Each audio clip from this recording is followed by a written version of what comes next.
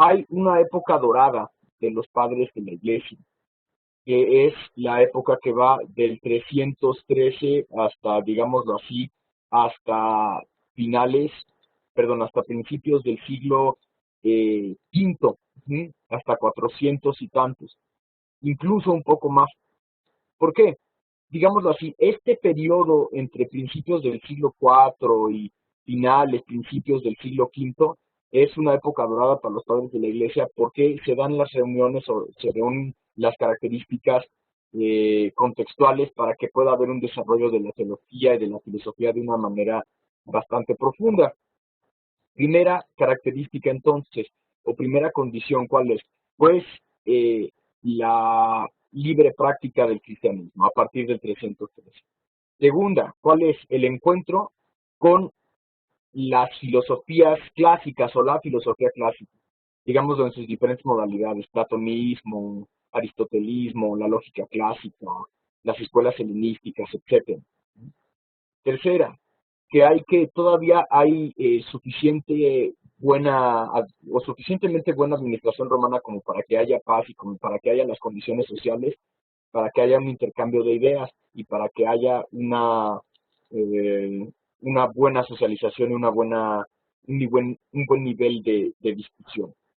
Entonces todavía pueden pasar los barcos o todavía se pueden usar las vías, los caminos para comunicarnos y de eso no hay problema. Claro, no va a durar mucho tiempo porque el imperio no va a tardar muchos más años en resistir.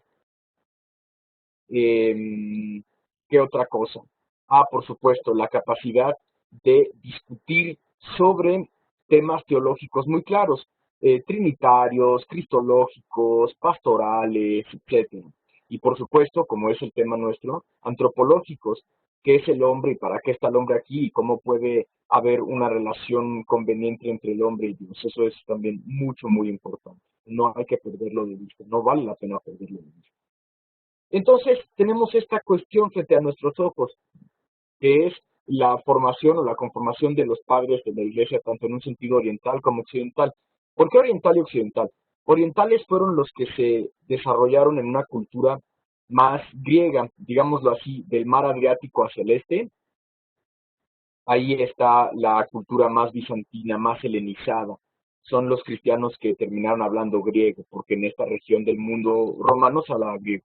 Y por supuesto, los padres occidentales del Adriático hacia el oeste, hacia el occidente, porque en esta parte del mundo romano se habló latín y se desarrollaron las lenguas romances, no tanto el griego, a pesar de que sí había una comprensión o que sí había un intercambio todavía para esta época.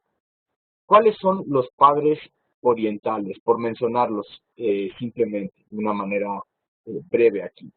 Pues son los escritores y los autores cristianos que dieron cuenta del encuentro de la fe con la razón, pero de una manera madura y confrontaron sus problemas, y no solo sus problemas, sino que confrontaron también sus, digámoslo así, sus capacidades fundamentales y que fundamentaron, en este sentido, una comprensión mejor de la fe en función de las herramientas que tuviéramos, de las herramientas técnicas o filosóficas que tuviéramos.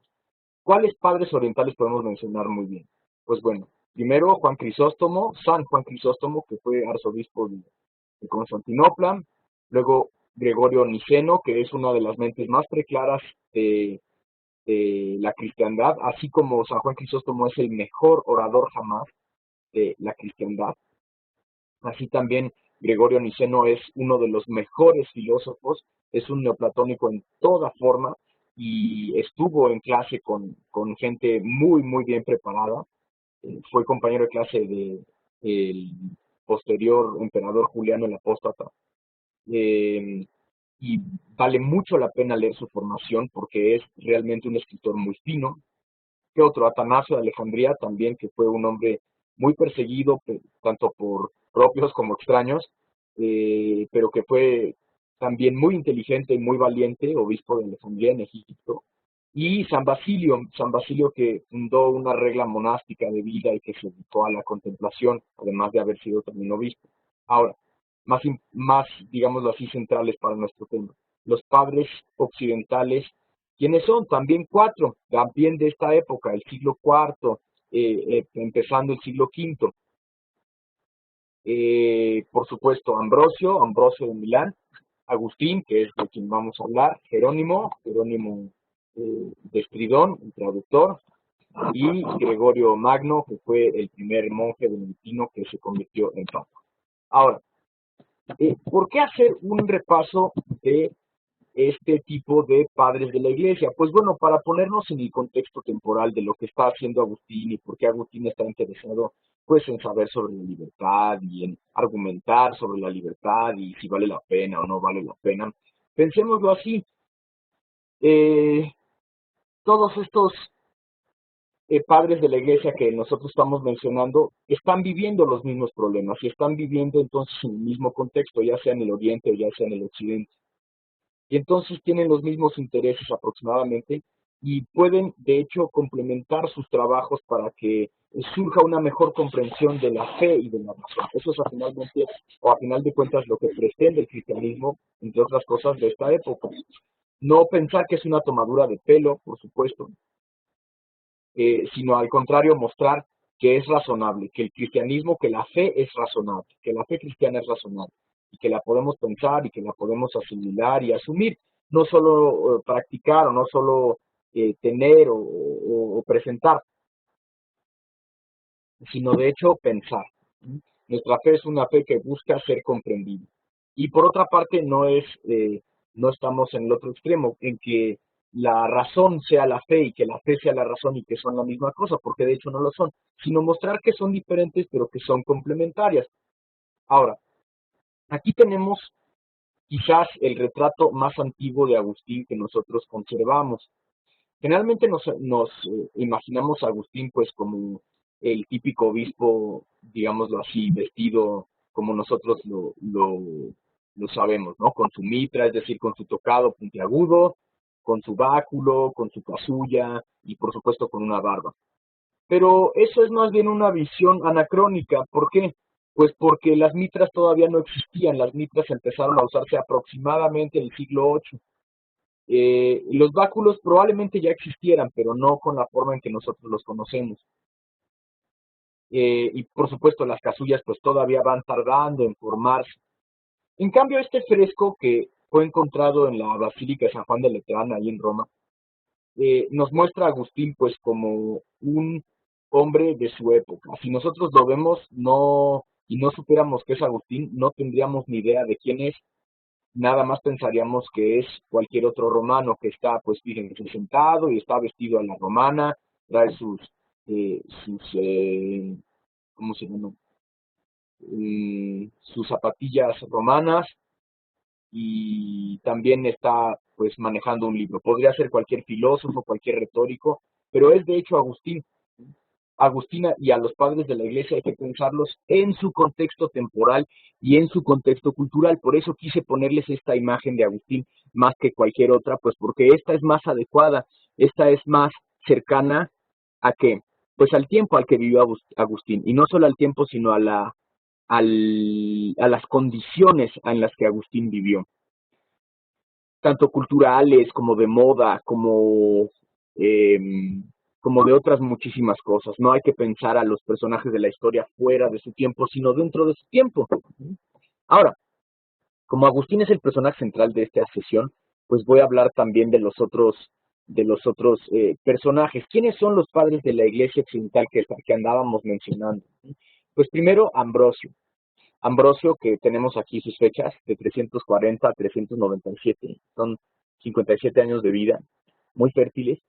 Eh, Ambrosio es el maestro y el amigo de Agustín, y es quizás el más viejo de los padres de la iglesia que aquí mencionaremos.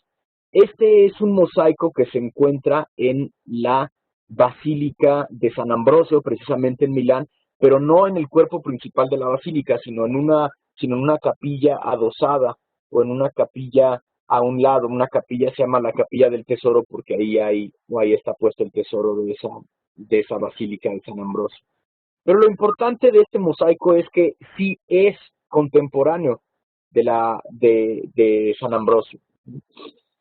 Sí se hizo, parece, todo apunta a decir que sí se hizo durante la vida de Ambrosio, entonces sí, los historiadores apuntan a decir que sí es un retrato más bien fiel de Ambrosio, y les digo, constantemente pensamos en Ambrosio como el obispo y con la mitra y todo lo que ustedes quieran, pero no lo pensamos en su tiempo y en su contexto. Y aquí esta imagen pues nos lo muestra de una manera muy particular y muy de la época, porque tampoco aparece vestido como un clérigo tan claro para nosotros, sino que simplemente está vestido a la romana.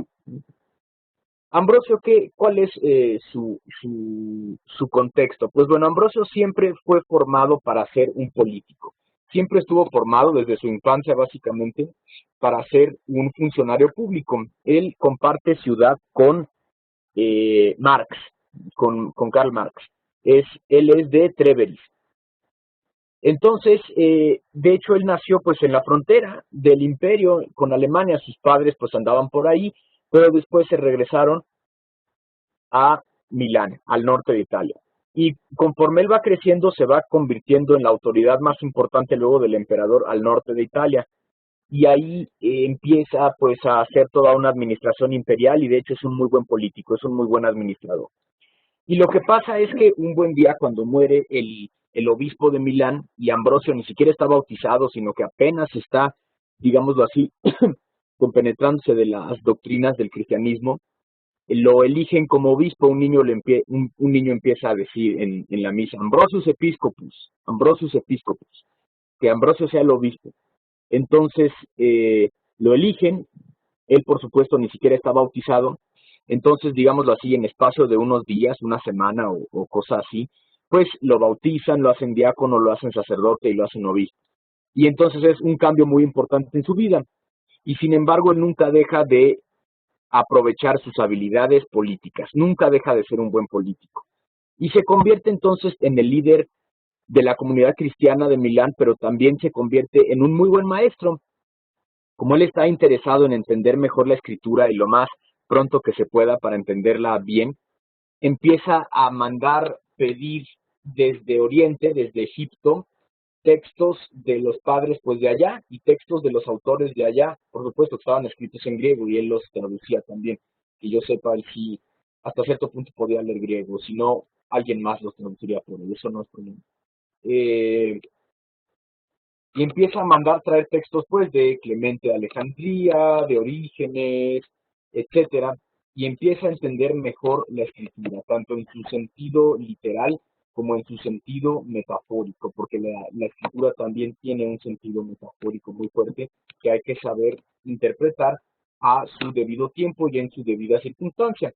Y entonces Ambrosio se convierte en un muy buen intérprete de los textos, pero también es un muy buen orador y un muy buen político. ¿Qué es lo que pasa entonces? Ambrosio también está interesado en saber sobre la libertad humana, pero en un contexto algo distinto, porque él no es tanto un filósofo, él no tuvo tanto ese interés, él más bien tuvo el interés político y el interés escriturístico. Y sus obras, de hecho, no son muy abundantes. No tenemos muchísimas obras de Ambrosio, como si tenemos, pues, tomos y tomos de las obras de Agustín. Eh, entonces, eh, digámoslo así, Ambrosio no tiene tanto esta cuestión filosófica. A ver, sí la tiene, pero no que sea un desarrollo importante y fuertísimo como el de Agustín. De hecho, a Ambrosio le gustaba citar los textos de Plotino en sus homilías, pero no es que fuera un comentarista o no es que fuera un apologista en este sentido profundo como sí lo fue Agustín, porque él tenía que dedicar su tiempo pues a otras cosas. Y pone la simiente, o pone el germen de este tipo de reflexión pues en la mente de Agustín. ¿Por qué? Porque cuando Agustín llega desde el norte de África hasta Milán, que es la capital del imperio entonces, en vez de Roma, digámoslo así, la capital efectiva, Roma no deja de ser capital en un sentido original, ¿no? Pero simplemente los poderes, el emperador se traslada hasta allá a Milán. Cuando se lo encuentra allá San Ambrosio, pues empiezan a tener primero este choque y después esta unión entre sus dos personalidades. Y entonces Ambrosio va a poner de alguna forma esta noción y este orden de pensamiento en la mente de Agustín. ¿Cuándo? Cuando se dé su conversión. Otro, Jerónimo de Estridón, también, fíjense, 347 a 420. Es un poco más joven este, que Ambrosio. ¿Qué es lo que hace Jerónimo? Pues Jerónimo sobre todo es el académico, pero el académico encerrado, el académico de cepa. Eh, Jerónimo, por supuesto, al principio es un muy buen gramático. Él estudia con uno de los mejores gramáticos de su tiempo, que es Aelio Donato, y él es un tipo más bien interesado en la literatura, en la filología. Por supuesto es cristiano ya, pero no se lo toma muy en serio hasta que crece, se toma bien en serio su cristianismo y decide pues dedicarse a una vida más espiritual. Pero no deja de poner al servicio de la comunidad cristiana su talento escriturístico y su talento filológico. Entonces, el Papa San Damaso le encarga que haga una buena traducción de la Biblia libro por libro. ¿Por qué? A ver, los cristianos de aquella época ya conocían la Biblia en latín, sí, existe la traducción que se llama la Vetus Latina, la vieja traducción latina, pero es muy irregular. Entonces lo que el Papa quiere hacer es regularla y quiere hacerla divulgada. Entonces a San Jerónimo le encarga la Vulgata, que es la traducción de la Biblia al latín, digámoslo así, en un sentido oficial, y que es una buena traducción, simplemente está puesta en un lenguaje un poco más sencillo. ¿Qué es lo que pasa con esto? Pues bueno, Jerónimo se dedica a hacer la traducción, pero él mientras hace esto se va a una cueva en Belén, en Palestina, y ahí se dedica a traducir libro por libro, poco a poco. Y también es ayudado por muchas mujeres nobles y por muchas mujeres, eh, pues, que andan buscando una capacidad de, de tener una vida mejor y una vida más espiritual. Y Jerónimo pues se dedica más bien a hacer este tipo de perfil, a hacer el perfil más filológico, más académico. Pero también vean cómo está, ya es digamos los mismos tiempos, 347 a 420. Eh, y también hay que decirlo muy bien, todos estos tres, Agustín, Ambrosio y Jerónimo, estaban muy bien comunicados por carta. Ahora viene ya el último, que es San Gregorio Magno. San Gregorio, pues por supuesto está ya muy después, por eso lo puse hasta el final, porque está ya en otro contexto, en otra cuestión, que es ya después del saqueo de Roma, ya después de la caída de Roma formalmente dicho en 476. Pero ¿qué es lo que hace San Gregorio? Digámoslo así, él está al final de la antigüedad y al principio de la Edad Media. Y por eso es un paso importante, porque Gregorio Magno, a final de cuentas, compila todo este tipo de textos o lo encarga a sus monjes eh, y se dedica a fundamentar la cultura occidental en lo que ya se había rescatado, en lo que ya se había hecho. Por eso es súper importante contar con la historia de San Gregorio Magno. ¿Por qué? Pues porque gracias a él se pueden salvar muchos textos, gracias a él se pueden, digámoslo así, traducir muchas cosas, evangelizar a otros pueblos, a los anglosajones, a los hermanos, va trasladándose poco a poco la cultura cada vez más hacia el norte.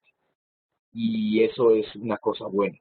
La cultura del libro, de la cual no eran parte los bárbaros, los germanos, porque los germanos no escribían libros, a lo mucho escribían en piedra, en madera, se va haciendo cada vez más, pues más cercano. Y entonces va sobreviviendo la cultura occidental en estos años de la Edad Media hasta que vuelve a resurgir hasta el siglo VIII y así posteriormente, siglo VIII, siglo IX, con el Renacimiento carolingio.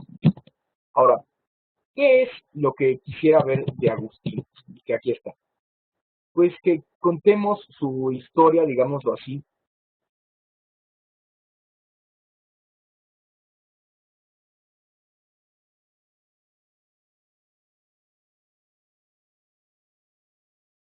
tiene estas características y por qué el hombre es libre y si podemos pensar que tenga una libertad de decisión, pero también una libertad de administración de su propia vida, que a final de cuentas eso es el arbitrio. Eh, no hay que olvidar, digámoslo así, las partes importantes de la vida de Agustín. Agustín es del norte de África. Y Agustín, si bien su madre es cristiana, Mónica, Santa Mónica, no se toma él en serio su cristianismo sino hasta después, hasta que va cambiando a lo largo de toda su vida, va acercándose a algunas corrientes, a otras no tanto, va desmintiéndose o va desengañándose de algunas cuestiones filosóficas como el maniqueísmo, hasta que por fin decide hacerse cristiano, se bautiza y empieza a dar cuenta de su fe y empieza a ver cómo la fe sí puede ser pensada y la fe vale la pena que se piense. Eh, durante unos 33 años, los primeros 33 años de su vida, pues Agustín fue más bien licencioso. Ya después, cuando tenía 33, se convierte, se bautiza junto con su hijo. Si sabían que Agustín era padre soltero, ¿no? Se convierte con su hijo Adeodato, que tenía por entonces unos 14, 15 años, y con su amigo Alipio, y se dedica entonces a asimilar mejor la vida cristiana y asimilar mejor las preguntas sobre la vida buena y sobre la libertad y sobre la felicidad y sobre las cuestiones que a todos nos interesan. Hay varias maneras de categorizar los, las obras de Agustín. No hay varias maneras de categorizar las obras cronológicamente de Agustín. Uno es de una manera más simple, histórica, y otra es de una manera un poco más compleja porque implica confrontar quiénes fueron los interlocutores de Agustín. Yo acabo de dirigir una tesis sobre este mismo texto, entonces quiero leer poco a poco lo que mi alumno y yo fuimos investigando, lo que él más bien investigó, yo dirigí, para aclarar bien cómo es este itinerario intelectual de Agustín y por qué lo podemos dividir en dos divisiones y por qué estas divisiones se complementan. Leo y voy comentando. La obra de Agustín es extensa, lo que obliga a los historiadores a exponer de manera esquemática sus temas más importantes. Se pueden considerar al menos dos criterios de clasificación de la obra agustiniana, el cronológico y el apologético. El cronológico es el que tenemos arriba, el apologético es el que tenemos abajo. Etienne Gisson divide la obra agustiniana cronológicamente en tres grupos. A, obras de la época catecumenal, anteriores al año 387, es decir, son las obras en las que Agustín se está preparando para bautizarse, entonces para preparar mejor la recepción del misterio del cristianismo y de ser cristiano, las obras, digámoslo así, de la vida buena, la vida beata, el maestro, esto del libre arbitrio también es importante, los va escribiendo aquí en este sentido, poco a poco. Son obras de preparación, son obras generalmente breves, pero muy concisas, muy buenas y poco estudiadas. Esto hay que estudiarlo mucho, si ustedes están interesados lo pueden hacer. Y por tanto son las obras anteriores al año 387. ¿Por qué? Porque Agustín se bautizó el 24 de abril de 387, domingo de Pascua de 387. B. Obras del periodo comprendido entre su bautismo, 387, y su ordenación sacerdotal, 391, que son apenas 4 años. Y C. Obras de la época sacerdotal, pero también episcopal, posteriores al año 391. Y ahí pues podemos meter muchísimas cosas, las confesiones, todos los tratados sobre la gracia, la ciudad de Dios, las cartas, de 391 hasta 430. Entonces son como 41 años de obras. Pero fíjense, este itinerario o esta división cronológica no es muy exhaustiva, simplemente es una división temporal que deja muchos campos muy abiertos. Ahora, el segundo modo o el segundo criterio de clasificación, pues es un poco más claro. ¿Por qué? Porque confronta a los interlocutores de Agustín. Leo. Teniendo en cuenta como criterio el aspecto apologético de los escritos agustinianos, H. Moreau divide la actividad literaria de Agustín en tres periodos. A. El periodo antimaniqueo, de 387 al año 400, en el que Agustín se revela como un filósofo de la esencia o de la naturaleza. Es decir, ¿a quién está confrontando en esta época Agustín? Pues muy sencillo, a los maniqueos, que los maniqueos piensan que el cosmos tiene dos principios, que el bien y el mal están opuestos de una manera sustancial, que el bien y el mal son exactamente, están al mismo nivel, que el mal no es más bien una falta, sino que es un tipo de sustancia extraña o es un tipo de sustancia oscura, no en el sentido astronómico, sino en el sentido más, digámoslo así, más figurado. Pero sustancia, a final de cuentas, es un tipo de sustancia mala y que la maldad no es privación, sino que al contrario, la maldad sí es.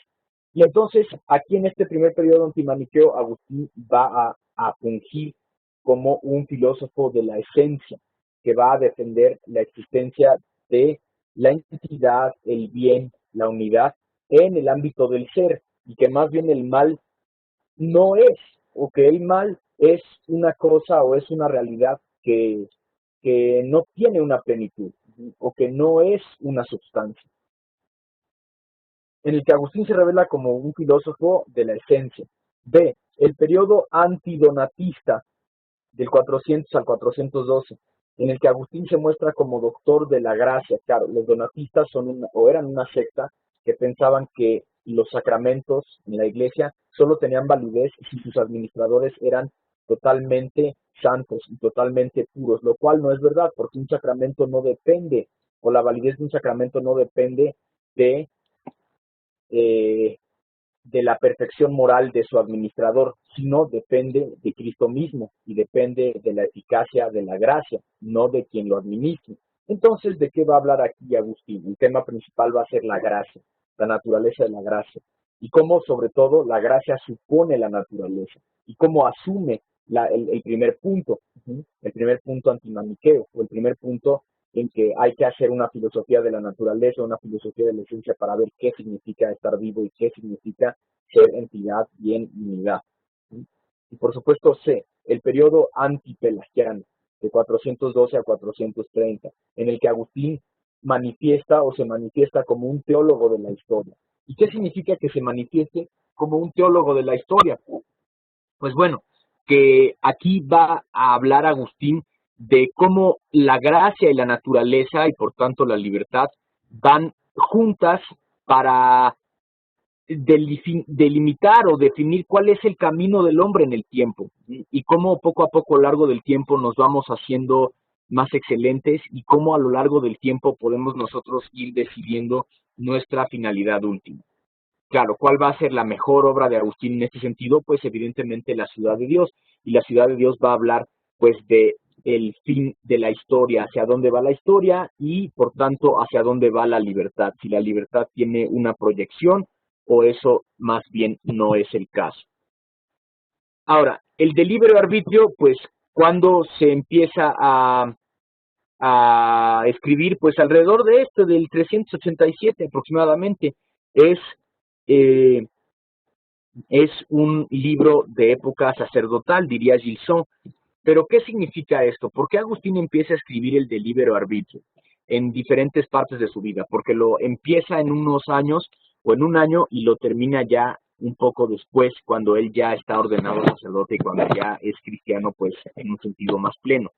¿Qué significa que Agustín haya aportado o haya escrito este libro? También lo leo, permítanme.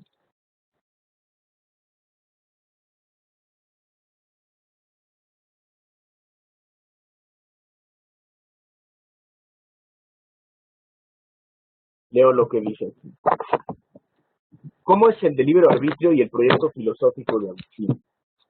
El de libre arbitrio debe ser considerado como parte del ambicioso proyecto filosófico al que Agustín se consagró de por vida. Desde el punto de vista apologético, la elaboración de la obra corresponde al periodo agustiniano antimaniqueo, pongámoslo así, al periodo agustiniano antimaniqueo.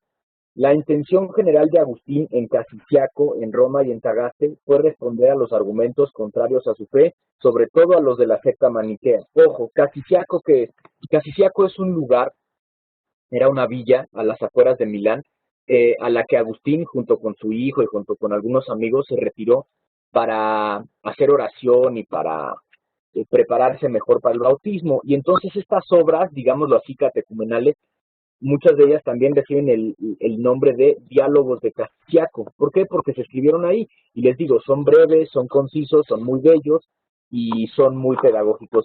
Y además son poco conocidos. O son más que poco conocidos, poco trabajados. Hay muchas cosas que hacer de ahí, de ese tipo de libros que escribió Agustín un poco antes de bautizarse. Los maniqueos seducían a muchos con su doctrina de los principios absolutos, uno bueno y otro malo. Afirmaban que el hombre estaba sujeto y era esclavo de un principio maléfico, como la materia, por ejemplo, que actuaba en él con poderes absolutos, con lo cual el maniqueísmo negaba el libre albedrío. Y esa es eminentemente la cuestión central del libre arbitrio, decir, a ver, no es que nosotros estemos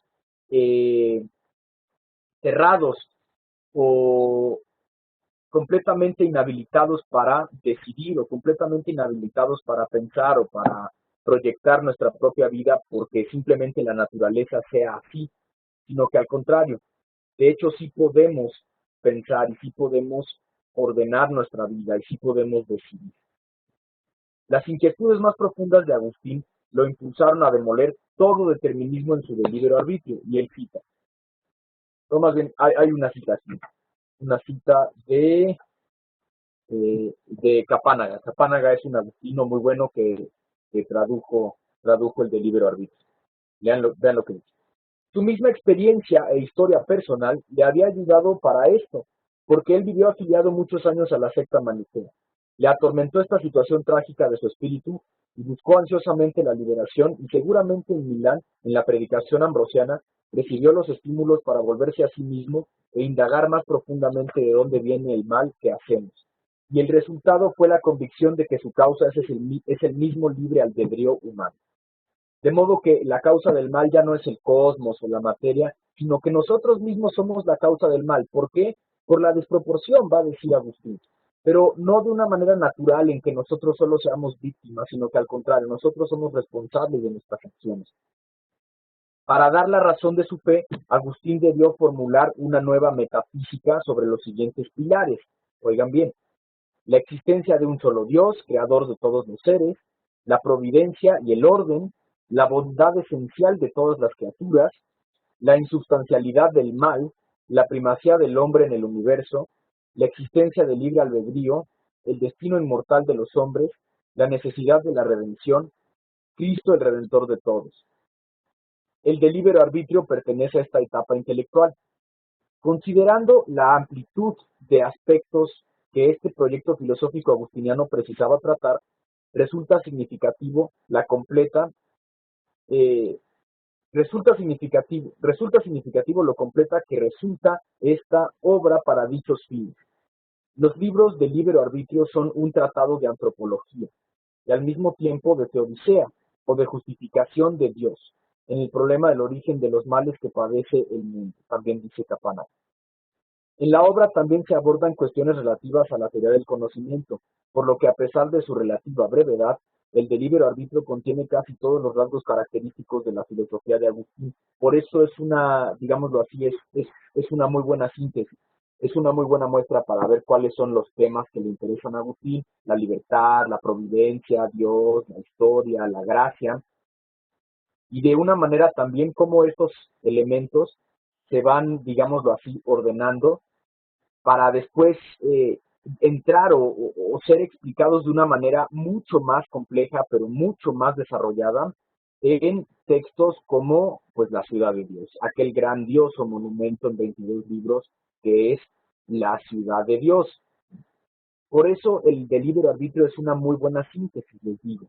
Nosotros, ¿qué parte del libro escogimos? El libro 3. ¿Por qué? Porque ahí está ya muy bien sintetizado el texto y las ideas para que nosotros lo podamos ver de una mejor manera o de una manera más clara. Ahora, ¿Cuál es el fin y el carácter del libro, del libro arbitrio? El primer libro fue compuesto por Agustín en Roma, entre el otoño del año 387, después de recibir el bautismo el 24 de abril a sus 33 años de edad, y el otoño del año 388, fecha en que regresó a África. Los otros dos libros fueron escritos en Hipona también por Agustín, después de su ordenación sacerdotal en el año 391.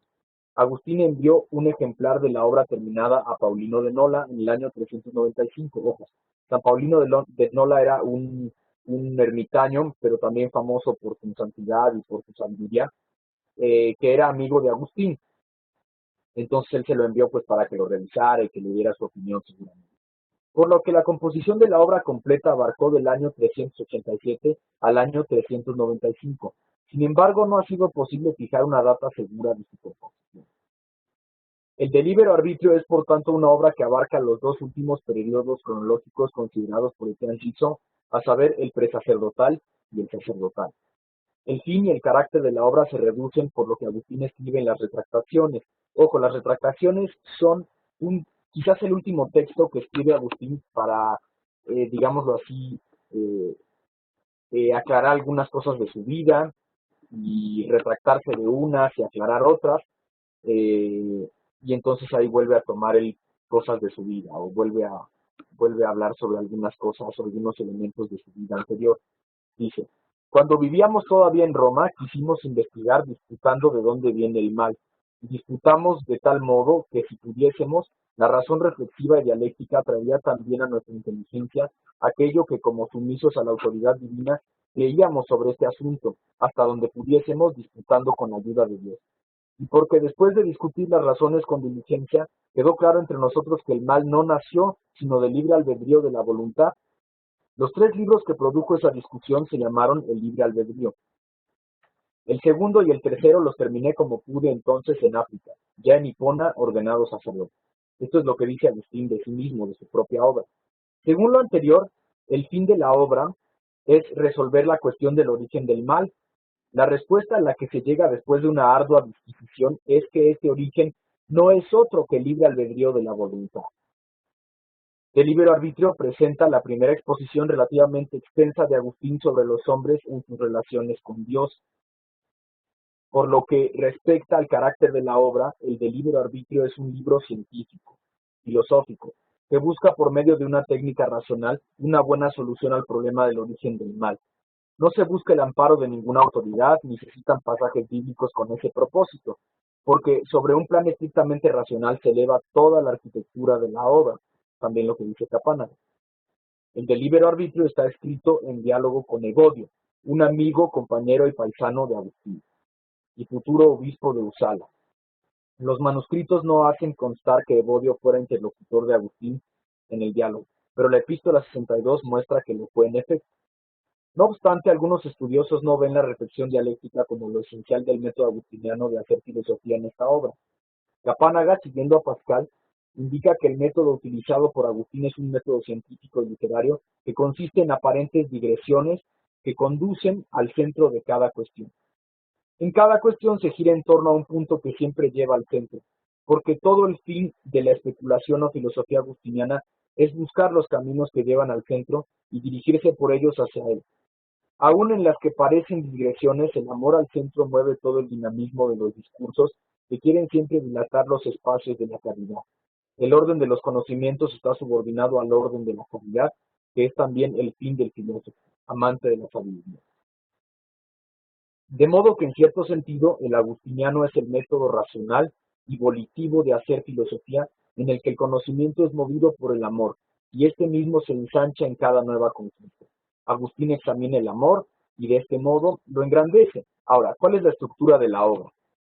El libro primero parte de la pregunta, ¿de dónde procede el mal? Se distingue entre el mal que sufrimos y el mal del pecado.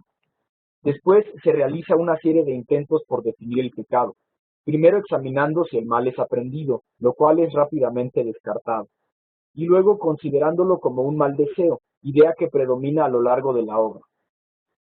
El caso del asesinato conduce a un estudio de las leyes civil y eterna. Al final del libro primero se muestra una conclusión que repercute de manera importante en la noción agustiniana de ordo amoris. Al final del libro, Agustín ha hecho ver ya a su amigo que pecar es descuidar las realidades eternas y volverse hacia realidades que son inciertas y temporales. En el libro segundo, Evodio pregunta por qué Dios nos concedió libre albedrío, si con él hacemos el mal. Para responder a esto, Agustín aborda tres cuestiones. A. Si nosotros sabemos o simplemente creemos que hay un Dios. B. Si todas las cosas buenas proceden de Dios. C. Si el libre albedrío es un bien. Con respecto a, la mayor parte del libro segundo está dedicada a responder a la primera cuestión, mostrando que Dios existe verdaderamente. Como indica R. J. Teske, Agustín lo muestra por medio de un ascenso anagógico de la mente a Dios, es decir, poco a poco haciendo un ascenso, ¿sí? Poco a poco haciendo un ascenso escalonado, proporcionado, analógico también. Con relación a B, Agustín afirma la bondad ontológica de todas las cosas, puesto que proceden de Dios. El libre albedrío también es un bien, aunque no uno de los bienes más excelsos que poseemos como la justicia, por la cual no podemos pecar. Pero tampoco es uno de los bienes más bajos como los bienes corporales, pues sin ellos podemos vivir con rectitud. No obstante, sin el libre albedrío no podemos vivir rectamente. El libre albedrío es un bien intermedio, superior a los bienes del cuerpo, pero inferior a los bienes más excelentes. Con respecto a C, el final del libro segundo se revisa la definición del pecado que Tesche formula así. El hecho de que la voluntad se aparte de los bienes comunes o inmutables para dirigirse a su propio bien privado movida por el orgullo o a bienes externos, movida por la curiosidad o a bienes inferiores, movida por la concupiscencia. El segundo libro termina afirmando que el movimiento defectivo de la voluntad, por ser una privación de orden, no es nada y no tiene ninguna causa. El libro tercero comienza como un diálogo con Evodio. Ojo, este es el diálogo que nos interesa, el libro que nos interesa, tal como los dos libros anteriores, pero adquiere la forma de un discurso continuado después de 10 párrafos. En este libro se retoma el asunto del movimiento por el cual nos apartamos de Dios. Se plantea una cuestión difícil. ¿Cómo es que nosotros no pecamos necesariamente, siendo que Dios conoce anticipadamente lo que hemos de hacer? Se responde afirmando que la presencia divina de nuestros actos libres no solo no destruye nuestra libertad de los mismos, sino que la garantiza. A Dios no se le puede censurar por el mal que hay en el mundo, como indica Tesche. El tenor de la obra cambia con la introducción de las condiciones penales de la ignorancia y la dificultad bajo la cual los hombres pasan fatigas actualmente a causa del pecado de Adán. Se distingue entre la naturaleza con la que nacemos y la naturaleza con la que el primer hombre fue creado. Se estudian cuatro hipótesis sobre el origen de las almas humanas, luego de los primeros padres, a saber, la propagación, la creación individual, la misión divina o una caída voluntaria en cuerpos. Se indica que cualquiera que sea la hipótesis verdadera, hay que alabar a Dios. Finalmente, se intenta justificar los caminos de Dios incluso en lo que respecta a los sufrimientos de niños y de animales. Ahora, ¿cuál es la relevancia de la obra? Con el delibero arbitrio, Agustín impulsa el encuentro del cristianismo con la cultura clásica, por el cual el pensamiento se fusionó con la libertad, originando una forma más alta y potente de la intelectualidad. El de libero arbitrio entra en el catálogo de los libros sobresalientes, no solo de la bibliografía agustiniana, sino también en la general de la cultura como destructor del mito de todo fatalismo. Asimismo, el de libero arbitrio es uno de los títulos más importantes para los lectores filosóficos modernos como Pascal, como Descartes, como Malebranche, etc. Todas estas razones son válidas para dar al delibero arbitrio ese lugar preeminente que los especialistas le conceden. No obstante, considero que el delibero arbitrio contiene un desarrollo que determina su relevancia. El ascenso anagógico, es decir, escalonado, señalado por Tesche. Si se considera el principio intellige ut credas y crede ut intelligas, este ascenso anagógico podría ofrecer nociones importantes para la comprensión de alguna dimensión nociológica y soteriológica del amor agustiniano, al menos en un aspecto unitivo, lo cual podría ser fundamental para la ordenación del amor. Pues bien, MacDonald indica la peculiaridad del ascenso anagógico, al cual llama ascenso intelectual, desarrollado por Agustín en el libro segundo del Libero Arbitrio. De modo que, digámoslo así, esta obra junta lo clásico con lo cristiano y se convierte en la muestra de que no hay un determinismo, sino que sí hay, al contrario, una capacidad de, de decisión. Y la capacidad de decisión es lo que nos hace seres humanos en un sentido racional, pero también en un sentido volitivo, en un sentido del deseo. Y podemos desear poco a poco y podemos ir deseando de una manera ordenada. Ahora, ¿qué es lo que vamos a ver? Veamos el texto de Agustín.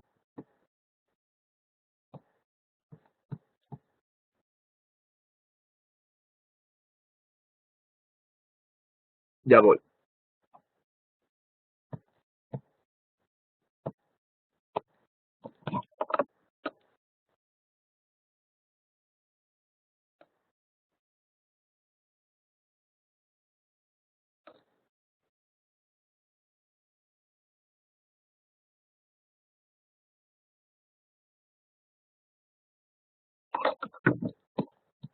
Acuérdense, ustedes pueden conseguir todas las obras de Agustín en esta página. Y tanto en latín como en español, como en el idioma que quieran. ¿Por qué? Pues porque ya son, no sé si del dominio público, pero ya las pueden ustedes conseguir aquí y en una muy buena traducción.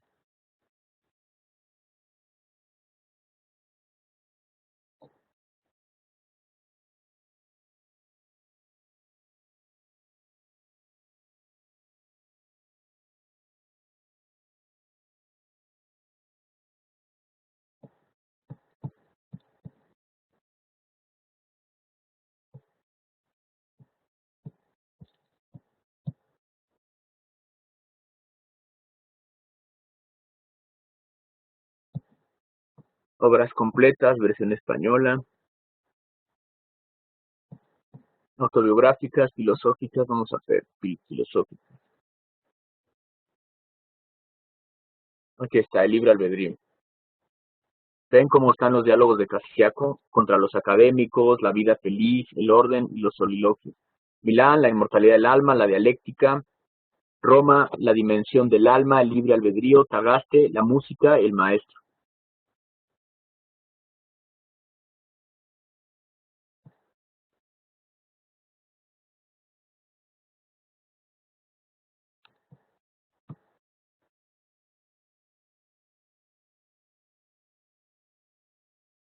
Vamos a ver el libro 3.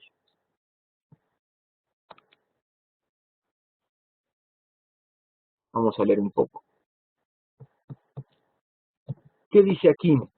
Es el resumen de lo anterior. El movimiento culpable, la voluntad que se aparta del bien, solo se origina en el libre albedrío, de modo tal que el mal no es una cosa que exista por sí misma, sino que es una consecuencia de la falta del orden, o es una consecuencia de la desproporción. Y eso es muy importante porque, ¿qué está haciendo Agustín? Agustín está aquí retomando toda una propuesta plotiniana, pero lo está poniendo en sus propias características. Dice Evodio, veo ya claramente que debemos considerar la voluntad libre del hombre como un bien, y no de los ínfimos. Nos vemos por tanto obligados a confesar que nos ha sido dada por Dios y que efectivamente fue conveniente que nos la diera.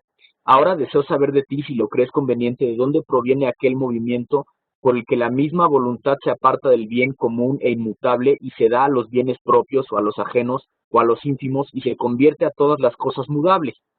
¿Qué necesidad hay de saber esto? Porque si la voluntad nos ha sido dada de modo que lleve consigo como natural este movimiento, entonces va tras estos bienes necesariamente. Y en verdad que no puede haber culpa en el hombre cuando se haya dominado por la naturaleza y por la necesidad. ¿Este movimiento te agrada o te desagrada? Me desagrada. Por consiguiente, tú lo condenas. Sí, lo condeno. Condenas, por tanto, un movimiento inculpable del alma. No condeno un movimiento inculpable del alma, pero no sé si hay culpa en ir tras los bienes pasajeros abandonando el bien inmutable. Condenas, pues, lo que no sabes. Por favor, no exageres las cosas. Dije, en efecto, no sé si hay culpa alguna para dar a entender que sin duda hay culpa, pues por esta palabra que dije, no sé, indico suficientemente que me río de la duda sobre una cosa evidente. Considera cuál es la verdad evidente que te ha obligado a olvidar tan pronto lo poco que antes dijiste.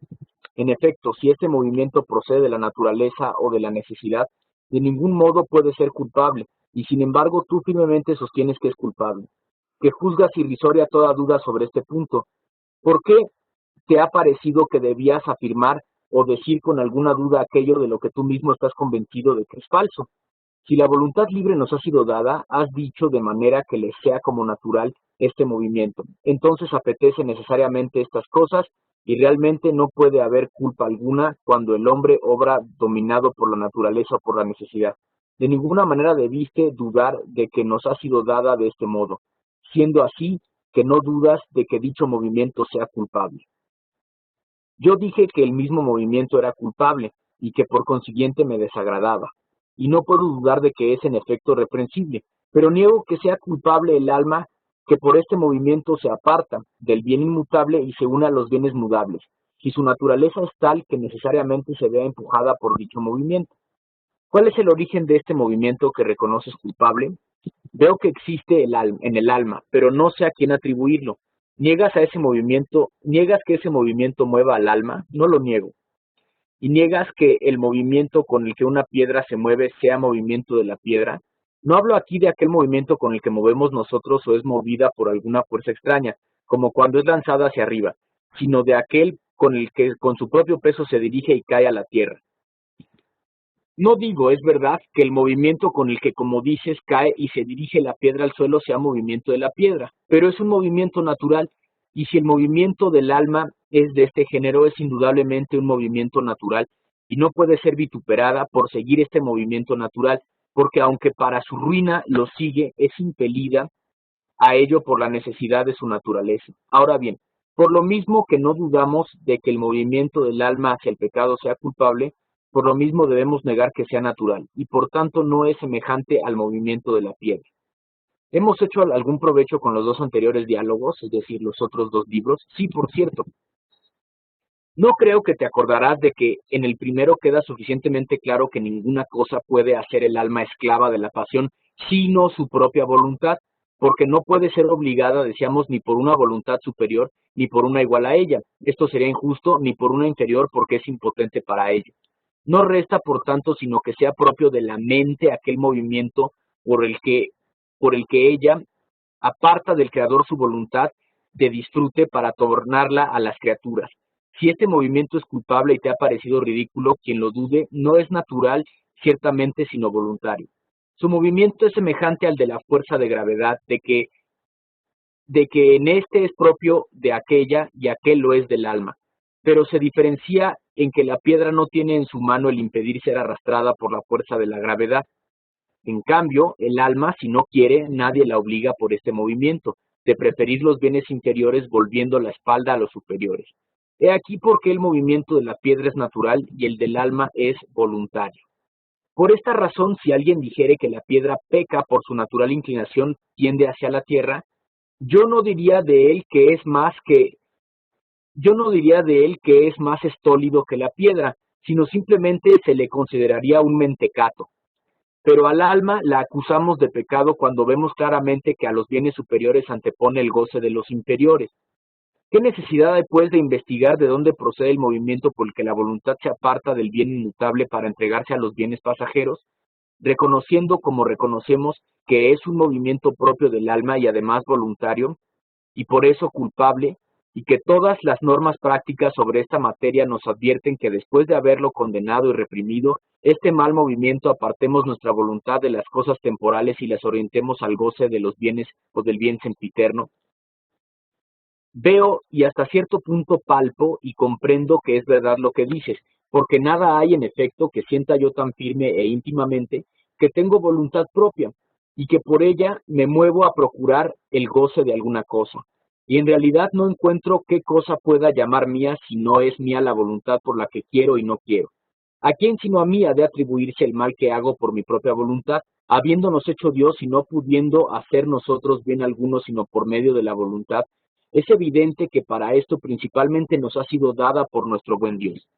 Si el movimiento por el que la voluntad se dirige a una u a otra parte no fuese voluntario y no estuviese en nuestro poder, no sería el hombre ni digno de alabanza ni de vituperio, cuando, por decirlo así, girase sobre el juicio de su voluntad hacia los bienes superiores o hacia los inferiores. ni debería tampoco aconsejársele que dando de mano a los bienes inferiores, procurase alcanzar los eternos, ni que cambiara la voluntad de vivir mal por la de vivir bien. Pero el que opina que al hombre no deben aconsejársele estas cosas merece ser excluido del número de los hombres. Bueno, hasta aquí vamos a dejar la lectura de este de libero arbitrio. Y ahora